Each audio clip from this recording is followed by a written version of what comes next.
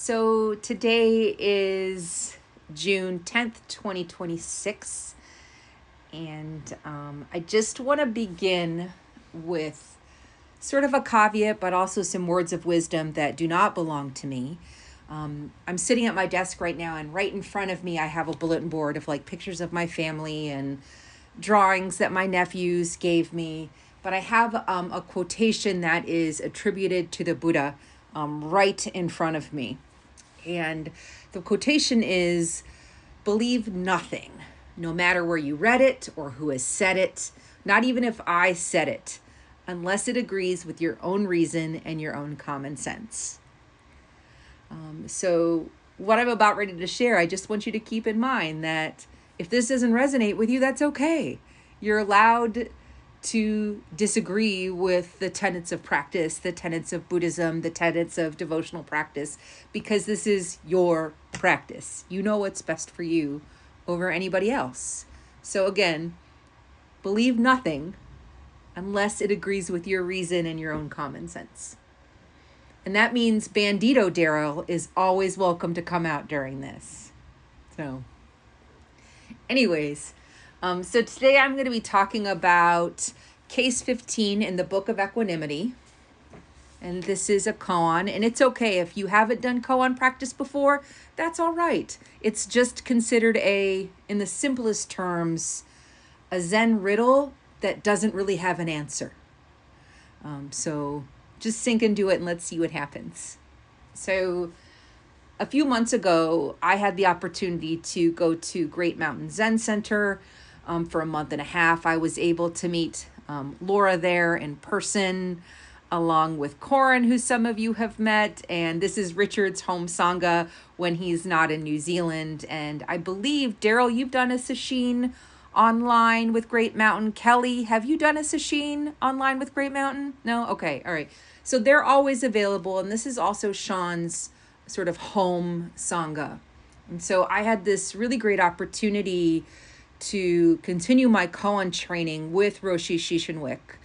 And he actually wrote the only English translation and commentary on the Book of Equanimity.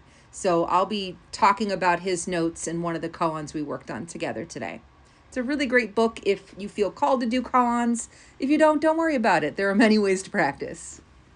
But I think the best thing about working with Roshi Shishin is we had so many lively discussions. And so we talked a lot about like Bernie Glassman and the Zen peacemakers. And this is a sort of a lineage of engaged Buddhism. We talked a lot about how sometimes Buddhism and some, not all Buddhist teachers fall too far into the absolute, that they sort of forget the relative experience. We had some lovely discourse around using the word ancestor instead of patriarch. We talked a lot about the erasure of Asian and Asian American voices in Western or United States Buddhism.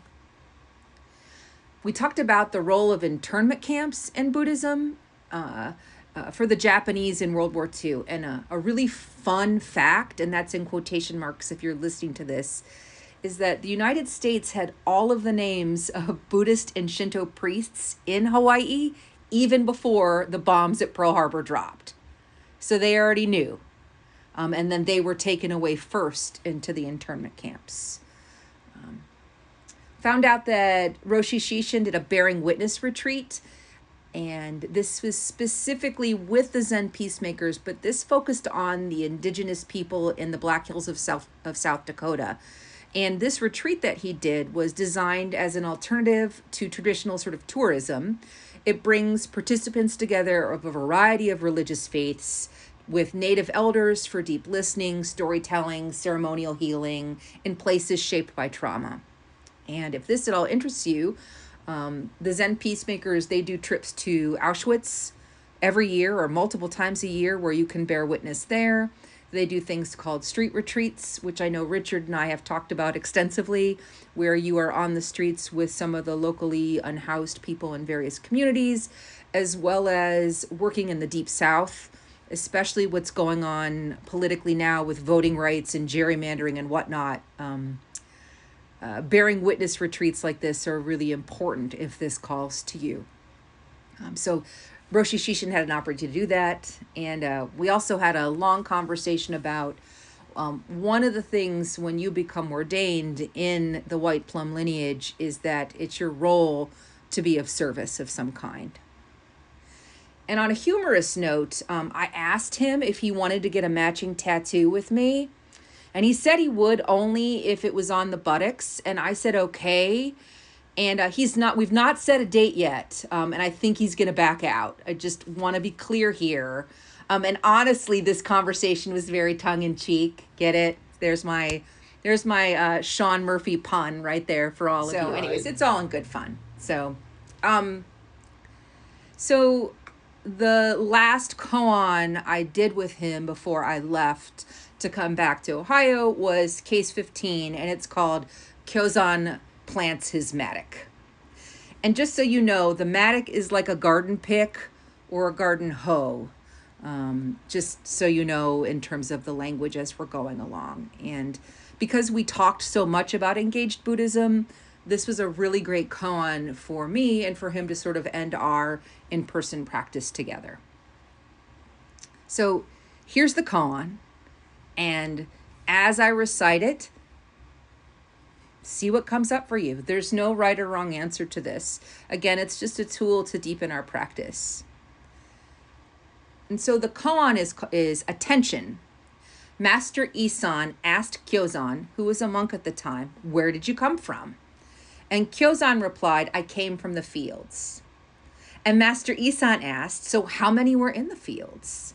And Kyozan stuck his pick, his mattock, his garden hoe, into the ground and stood with his hands folded on his chest. And Master Isan said, "In the southern mountains, a lot of people reap thatch or work in the fields." And so Kyozan picked up his pick, his mattock, his hoe, and left. Does anybody have idea what this means, or are we all just completely confused right now? Can you give me a thumbs up if you're confused right now?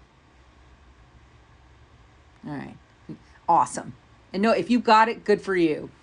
But just to say that in the Book of Equanimity, the koans really highlight a balance between the relative and the absolute, which is something that, I don't know about you, I struggle with in my own daily practice.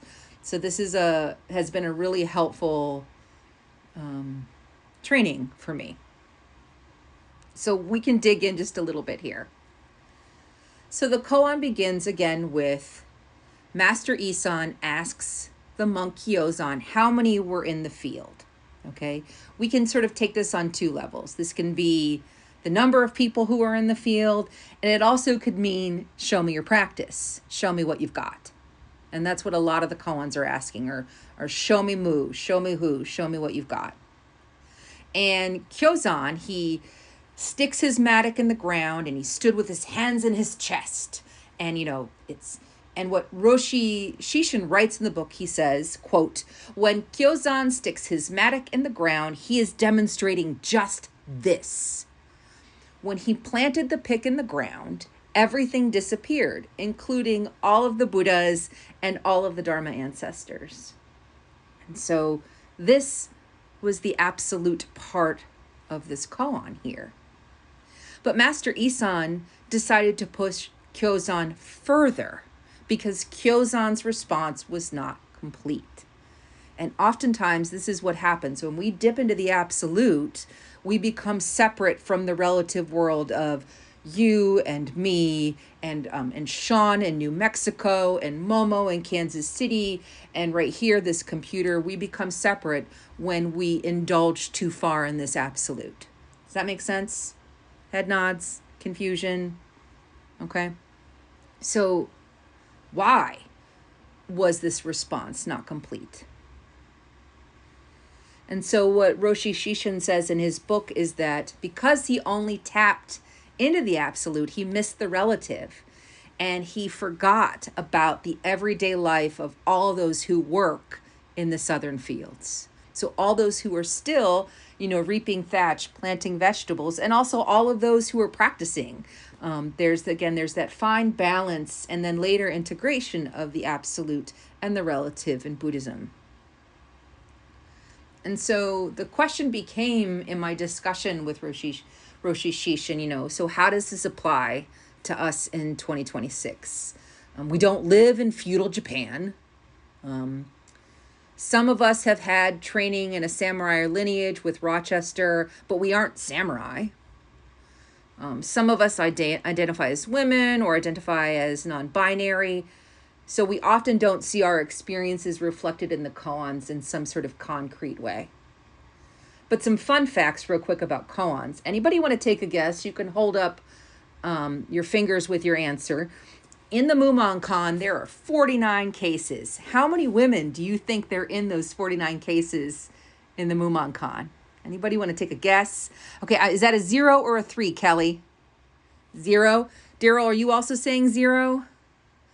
Matt's saying 2. Anyone else want to take a guess? The answer is 3. There are 3 women in the Mumon Koan, and only one is a main character. And then in the Blue Cliff record, there are 100 koans in this one. Anybody want to take a guess how many women are in the Blue Cliff record? Or non-binary people? I want to make sure I'm inclusive of everyone. Anyone want to take a guess? Hold up some fingers. I see 5 from Adrian, 5 from Kelly. Anybody else want to make a guess? The answer is 1. 1 woman in the entirety of the Blue Cliff record. So just, again, some fun facts there. So again, the question becomes, how does this koan apply to us, regardless of our lineage, regardless of our gender identity, today? And if we push it a step further out of our intellect, out of this desire to know what the koan means, and into direct experience, how could we demonstrate this koan in our real lives? What would it look like if we picked up our mattock and left? And you don't have to answer that. It's just a point for contemplation right now. When Kyozan picked up his mattock and left, that was him demonstrating the relative. And so for today, we have to shouldn't say we have to. There's going to be times in our practice where it's advisable, it's helpful to focus on our own individual experience and our own enlightenment, but at the same time, we need to skillfully balance that with the work that we do in the community. And that includes the work that we're doing here together in the Sangha, when we sit together, the people who we work with, when our new great-granddaughter was born, being there for her. Congratulations again, Daryl, on that one. I think about Laura when she was just volunteering over at Great Mountain. There's always there's opportunities for balance between our own individual experience and the larger group in terms of practice.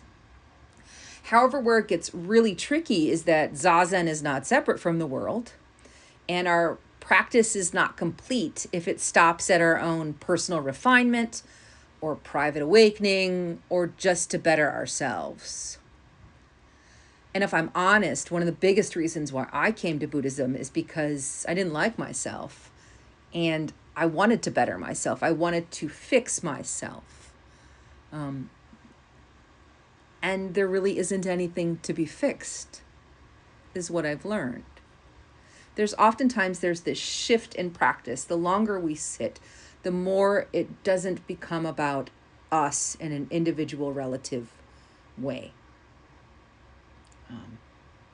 But I also want to say bettering myself served me then, and I'm really grateful, but it doesn't serve me now.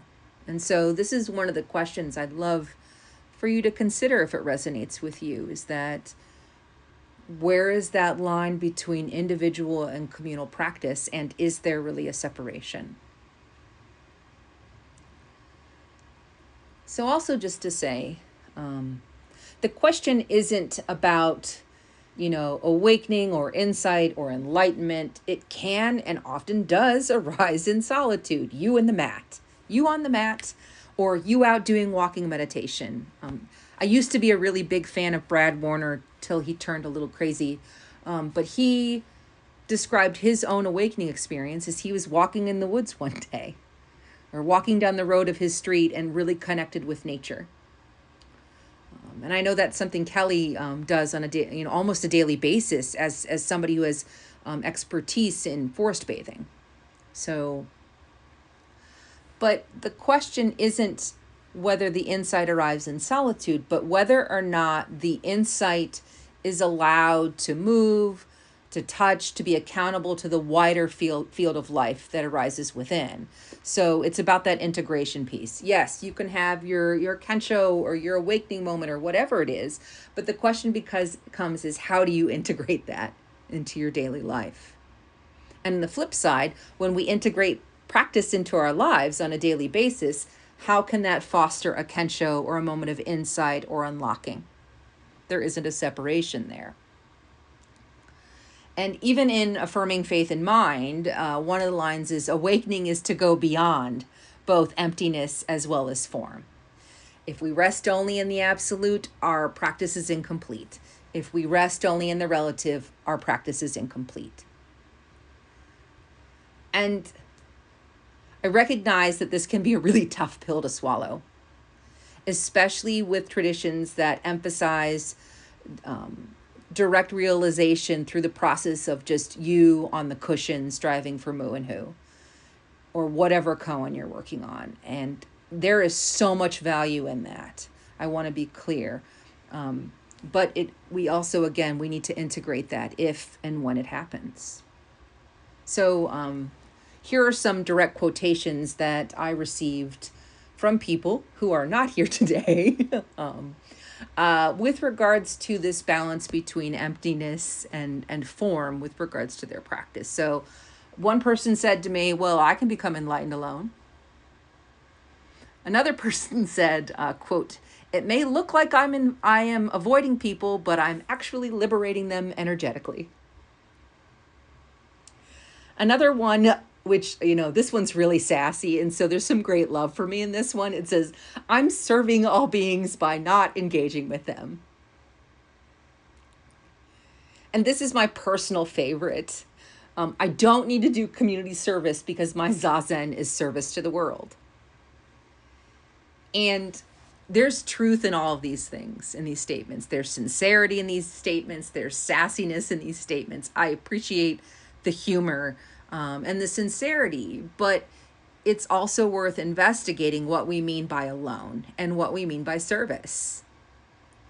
And also, all of these statements demonstrate this separation between self and other. We've got, I can become enlightened. I, enlightened, are separate there. I'm avoiding people by not engaging with them. Okay?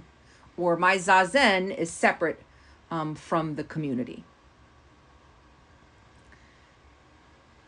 And so how do we integrate these things? And what's holding us back from really engaging with people in our daily lives? Whether it's people we work with. I look at Madame Noir right now, who's walking all over Kelly right now. When we engage with her, that's an opportunity for practice, Adrian, I think you've got a cat too, and I'm assuming that would work in the same way there too, is how do we engage with them in a way of no separation? So if practice only circles back to our individual awakening, we are really reinforcing a powerful and often harmful contradiction that liberation is a private achievement rather than an unfolding of connecting with the world to realize no self and no separation. And our Bodhisattva vows push us through this contradiction. It pushes us away from solitude and into responsibility and into skillfully responding to the world. And so David Lloyd came up with my most favorite definition of what a bodhisattva is. And he said, a bodhisattva is responding appropriately. How do we respond to this moment appropriately? Whether it's with an animal or with ourselves or with the plants outside or with our partners in the other room. So if you're feeling uncomfortable at this point, this is a really good sign. At least that's what always Lawson said to me. Whenever I got uncomfortable or irritated, he's like, that means the barrier between the conscious and the unconscious are starting to get more porous, and this is an opportunity for practice. So if you are getting uncomfortable, that's great. If it feels okay to you, I would encourage you to lean into the space and see what's coming up for you. What are we protecting? What feelings are we like not connecting with? What's underneath all of this resistance? So with that in mind, I'm just going to offer a couple questions for contemplation, and I'm going to leave some pauses in between. And if any of these resonate with you, we can chat about them at the end when I turn the recording off. So my first question is, does our zazen, does our practice open our hearts wide enough so that the only thing we can do is respond skillfully? Or are we just simply becoming very calm individuals who are very good at sitting still?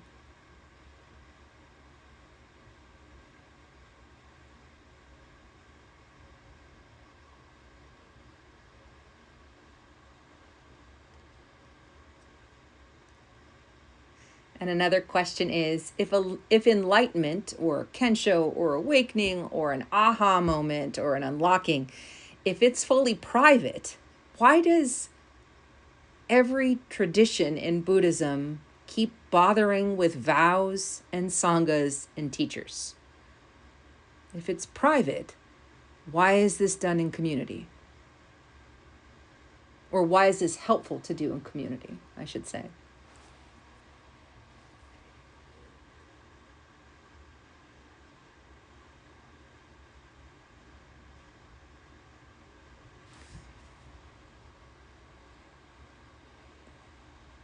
This next question is pushing it a little further. So again, if you begin to feel more uncomfortable or you feel resistance, I'd encourage you to tap into that if that feels okay to you.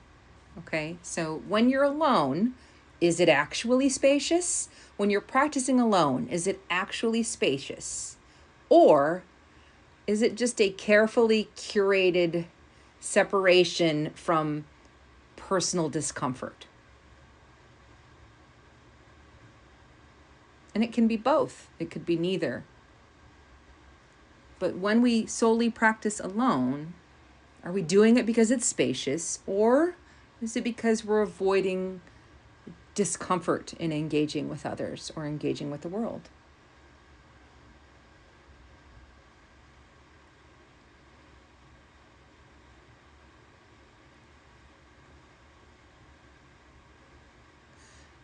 Next point of contemplation. What does, quote, service to the world, unquote, mean if the world never actually interrupts your practice? What does service to the world mean if the world never actually interrupts your practice?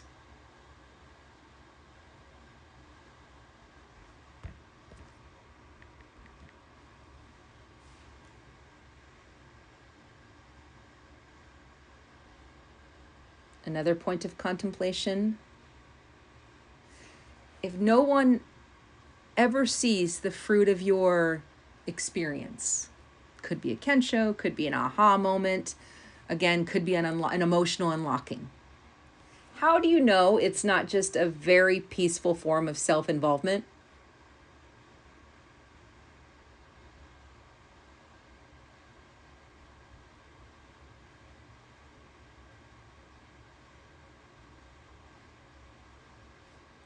Another question is, when you are cultivating freedom just for yourself,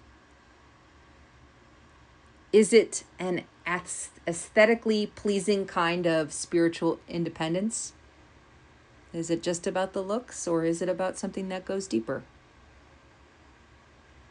When we practice freedom for ourselves, and only ourselves, is there really an opportunity to go deeper or to go into places that make us uncomfortable?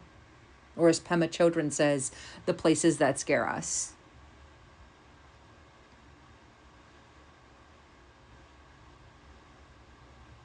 I have two more contemplative questions for you. What happens to our enlightenment, our insight, when it has to answer or respond to somebody else's suffering?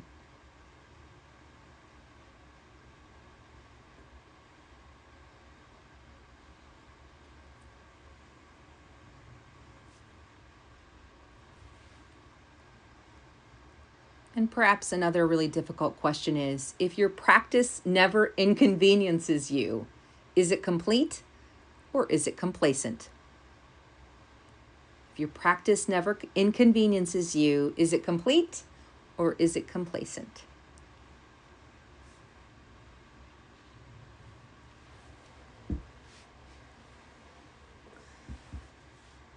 So to hop back to the koan, and I'm going to begin to wrap up here. Again, the koan says, attention, Master Isan asked the monk Kyozan, where did you come from? And Kyozan replied, I came from the fields. And Master Isan said, how many were in the fields? And this is where Kyozan sticks his mattock, his garden hole, his pick into the ground and stands with his hands folded across his chest, demonstrating the absolute. It's just this. And then Isan says, in the southern mountains, lots of people reap thatch. They grow crops. They work in the fields. And so Kyozan picks up his mattock and leaves. When Master Isan challenges Kyozan, he's saying that his answer isn't complete. When he says, in the southern mountains, lots of people reap thatch, Master Isan means, well, what about all the other people over there who are working the fields? What about them? What about all the people who are suffering? What about all the people who go to work every day to support their families instead of sitting in Zazen? And perhaps even further, and also a very unpopular view, to what degree is focusing on our individual sitting a place of privilege? So Roshi Shishin says in his book, quote, there are two sides here. The koan requires you to demonstrate both. Do you comprehend? And when he says demonstrate, he actually means demonstrate. How do you integrate this into your real life, into your community, and not just the places where you're comfortable? Roshi Shishin also says, quote, when we practice deeply, we see, also in quotation marks, that there is no separate self. But this is a view from a solitary peak. Expressing this state, Kyozan plants his mattock, but Master Isan says it's not enough. It becomes complete when realizing there are innumerable sentient beings who are suffering. The whole body is splashed with mire. Pick up that mattock and go take care of them.